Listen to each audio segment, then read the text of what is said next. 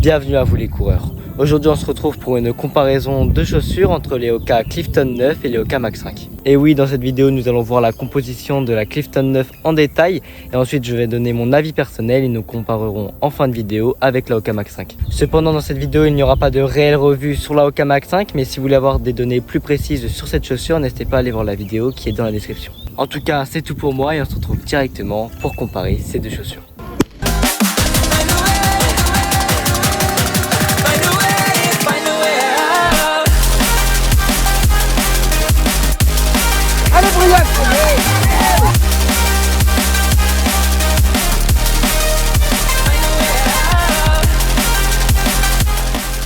Donc comme dit dans l'introduction, nous allons directement commencer par voir comment est la Clifton 9 en détail.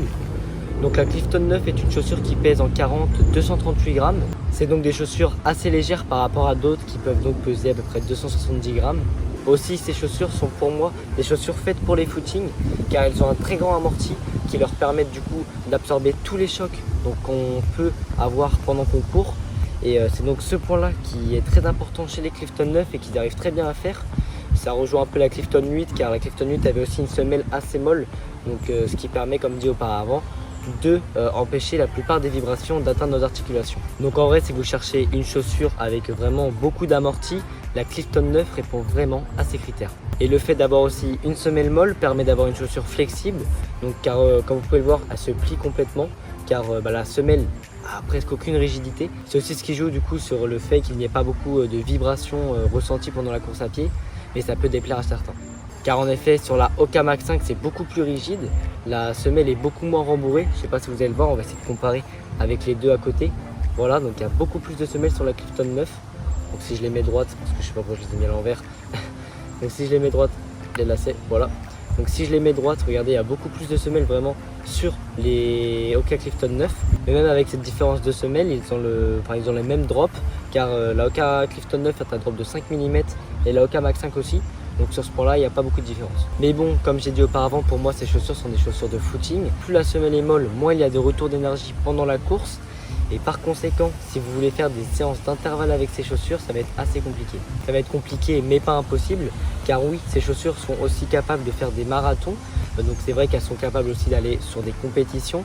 Mais moi, si je pourrais vous conseiller, donc si vous voulez faire un marathon pour aller chercher un vrai chrono, ne prenez pas les Clifton 9. Elles vous accompagneront bien sûr jusqu'à la fin de votre marathon, mais ce n'est pas les meilleures chaussures pour aller chercher un réel chrono. Sinon, pour parler un peu de l'aspect visuel de la chaussure, ils ont changé quelques trucs par rapport à la Clifton 8. J'ai l'impression quand même que la chaussure est un peu plus rigide sur on va dire la coque de la chaussure, donc sur le tour. Ils ont fait à peu près comme la Mach 5. Ils ont renforcé du coup au niveau du talon, alors qu'à la Clifton 8, pour moi, c'était vraiment un peu mou si je me souviens bien. Et je trouve aussi que c'est un peu moins rembourré, donc ça fait moins chausson. Car c'est vrai que les Clifton 8 c'était vraiment du confort, full confort.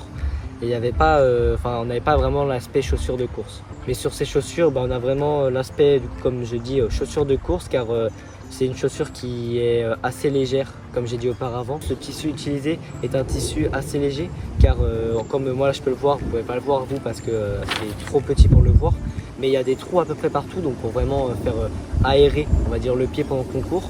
Et donc c'est un peu ce qui change avec la Clifton 8. Mais bon, comme je l'ai dit, ça reste pour moi une chaussure de footing, donc dans la même catégorie que la Clifton 8. Donc si vous voulez faire des entraînements d'intervalle, je ne vous conseille pas ces chaussures. Et sinon c'est vrai que les Clifton 9, je les apprécie particulièrement. Elles sont rentrées, on va dire, dans ma routine de chaussures.